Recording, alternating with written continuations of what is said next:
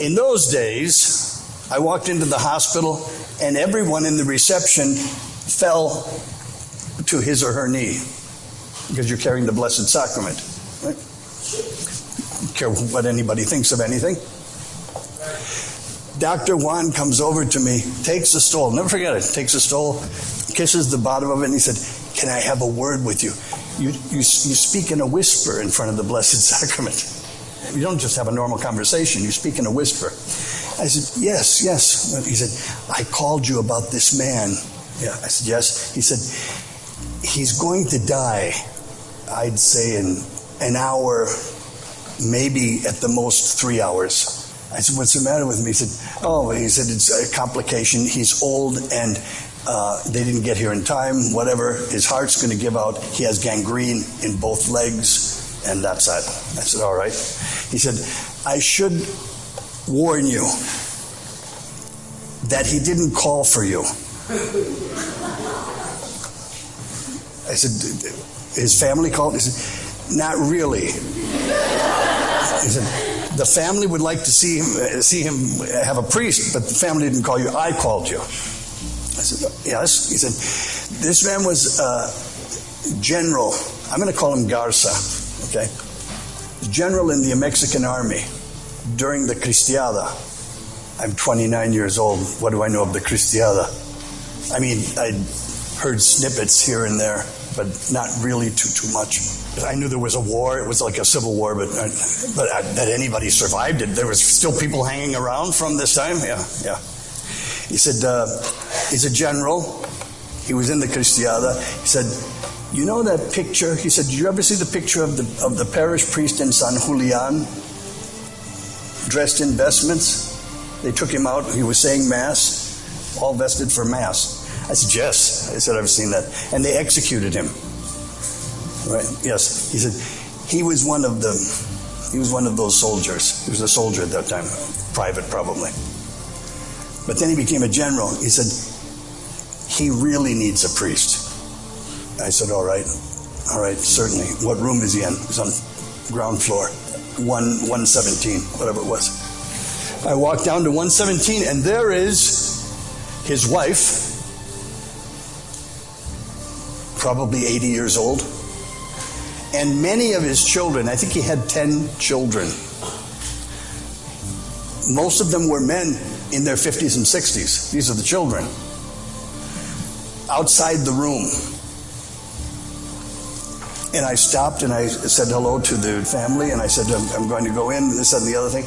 I said, "I hear he's a little bit of a difficult case." The wife just went.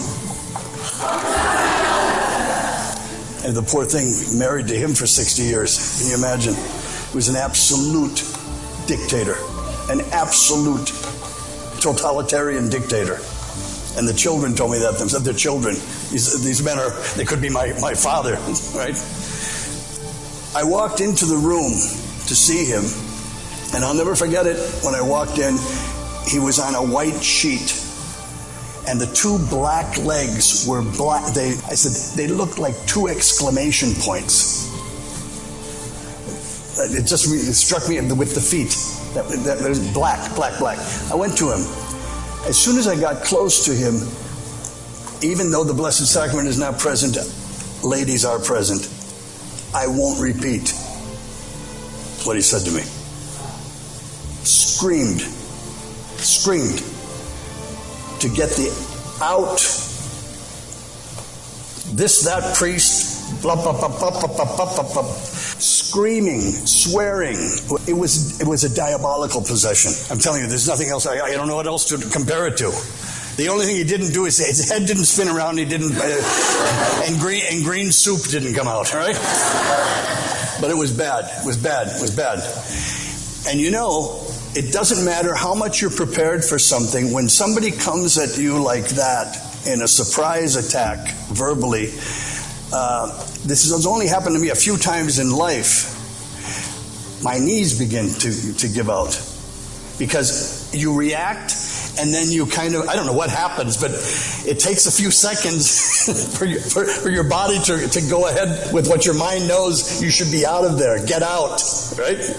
Anyway, I felt weak because I would have very much, you didn't know me back then, but you're knowing me enough now, right now, huh? I would have very much, if I wasn't with the Blessed Sacrament, I could have doubled what he told me. Easily. Nadie me gana con biguería. Nobody. Hold all that in. Yeah, you try that. You do that. Hold all that in. Hold all that in and just not say anything. All I could do is pray to the Lord here. And I remember saying to him, you want him? Do you really want him? I said, if you want him, here I am. I've come this far. The rest is up to you. You want him, you get him. Back and forth, back and forth. He told me to get out and insulted me many times. And then it occurred to me, he was getting tired. The man's dying. And he still had this hatred. His eyes, the hatred was pure. He said, there's nothing pure? There's pure. There was a moment he didn't say anything. And I said, I'll tell you what, General. I'm going to go take that chair over there, the chair right here, and sit there and not say another word. I promise I won't bother you at all. I won't say a word. Nothing. All of my chores for today are done at the parish. I've taught my class. I'm all caught up. I have nothing to go back to. There's nothing urgent. I'm just going to take that seat right there and watch you from that vantage point. I started screaming. I said, no. It's a longer story. He insulted the Jesuits, my teachers in Rome, calling me something and everything else, blah, blah, blah. I said, I'm going to tell you something. Those Jesuits, they taught me a lot of theology and a lot of philosophy and a lot of things. What they never taught me well enough, I said, was one thing. I've heard about it, but they can't teach this.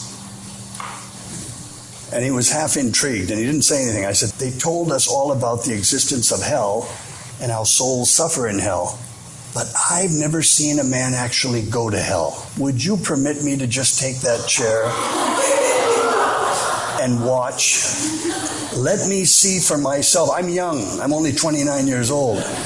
I'm young. Would you let me have that seat? I promise I won't bother you. I just want to watch how a man goes to hell. He was stunned. I backed away quietly and sat down. He started screaming again. There's not going to be any show today. I said, oh yeah, there is. There is. I talked to Dr. Juan. You know Dr. Juan, your doctor? He said, you've got an hour to live. I said, I've got the hour free. I have nothing else to do. Just let me sit and watch how a man goes to hell. I won't make it a longer story than it is, but that man, we got to talking. The ice was broken. And within the next hour and a half, I heard his confession. He made his first Holy Communion. I confirmed him. His wife came in. I married them. I gave him extreme unction. And after doing all of that, a new priest, I said, excuse me, have you ever been baptized? And the wife said, I don't think so. She knew the family. I said, well, if you would have told me you hadn't been baptized, you wouldn't have to go through any of this. Anyway, I baptized him conditionally. The only thing I didn't confer upon him was priesthood. Of the 7 sacraments he received that day, 6 of them.